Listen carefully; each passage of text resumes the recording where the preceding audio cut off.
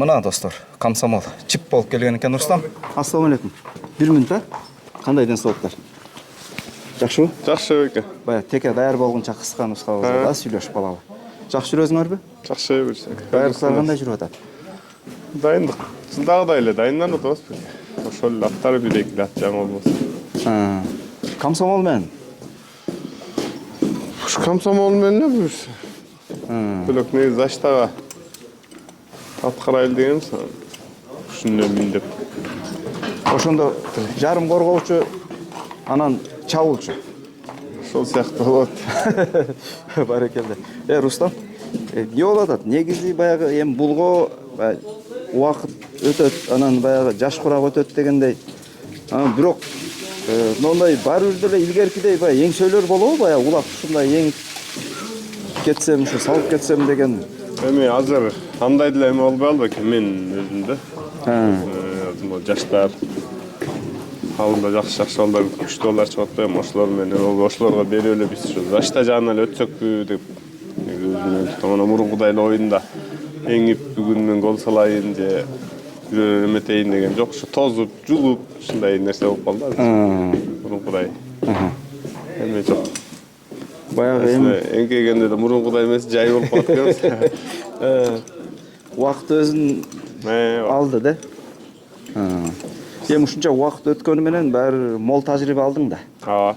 Баягы эң жогорку чыңалыштагы оюндарды ушундай давление болуп атканда кандай контроль кылыш керек, балдарды, аттарды дегендей туурабы?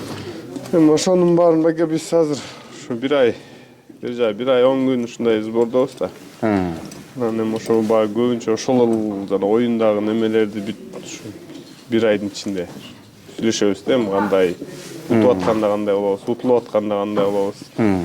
Мисалы үчүн тактика, тиги атка кандай эме коебуз, бул балага кандай иштейбиз, бул каяна басат. Ушуларды эми анализдеп, анан ошого жараша бир аз эме кылып, анан оюнун астында дагы мисалы үчүн кайсы команда менен чыгабыз, ошо командага да бир аз өзүнчө сүйлөшүүлөр болот, кандай кылабыз.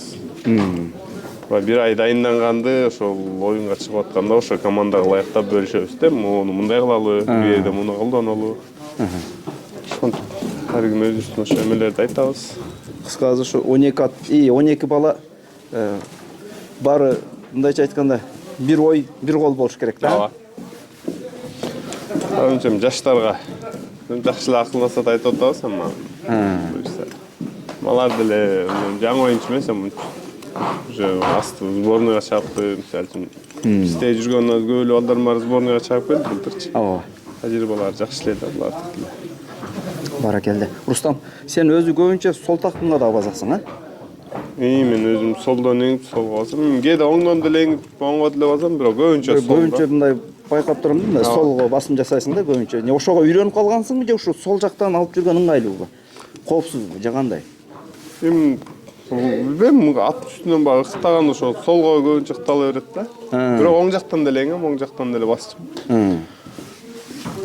Көбүнчө оң да. Мисалы тайгазанда оң сол айырмасы жок, а?